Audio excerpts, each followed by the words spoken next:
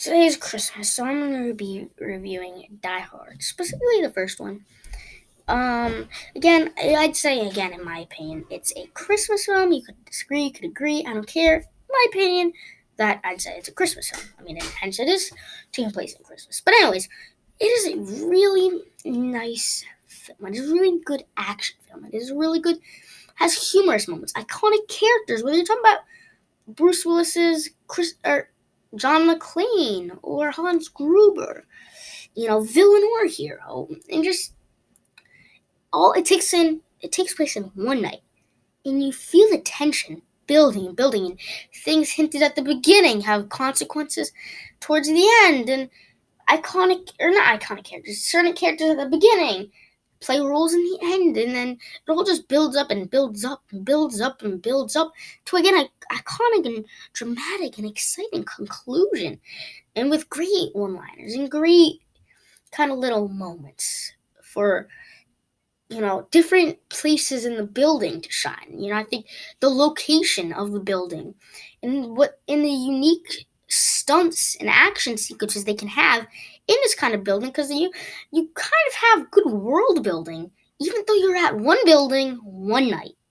And I think that's a huge accomplishment. You can start to understand, relate, and start to develop characters, settings, situations, moments. But you don't get 2 hours of setup. You don't get an hour of setup. You get 30 minutes, probably about 30-ish, 45 minutes, building up to when terrorists come in, and from there it's all building up. It's built up the whole film, and you have to pay attention to every single second. And that's why it's honestly one of my favorite, if not my favorite, action films, because it has all the moments you want. Of course, great stunts that are done amazing. But again, I like that you kind of set them in intricate places within the building, within this kind of huge, kind of apartment. No, I don't think it's an apartment. Maybe an apartment, but also maybe just like a hotel. But again, I think I like that they create a certain scenario as the tension builds up in such subtle ways. Like I've never been so nervous for a guy who's on barefoot in a building before. Like I've never had that feeling of like heart pounding when you see John McClane trying to crawl around when there's glass all over the floor and he's barefoot. It's kind of, and also adds up to the fact that he's honestly an everyday guy. He's an everyday cop. He's not this superhero. He's not this guy who can jump out of buildings and survive.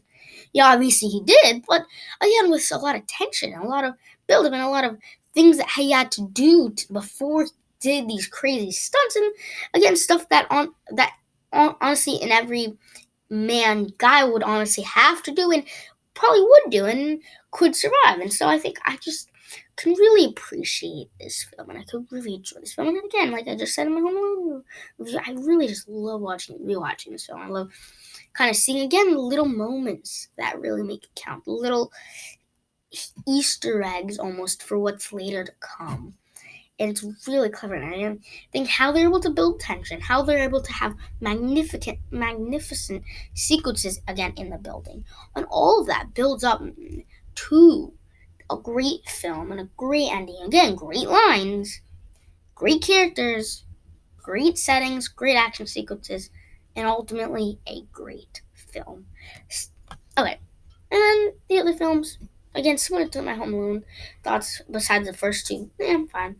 Same thing with Home Alone, not Home Alone, sorry. Die Hard, the other ones, not so much. I sort of like the third one, and then the rest are schlock action films.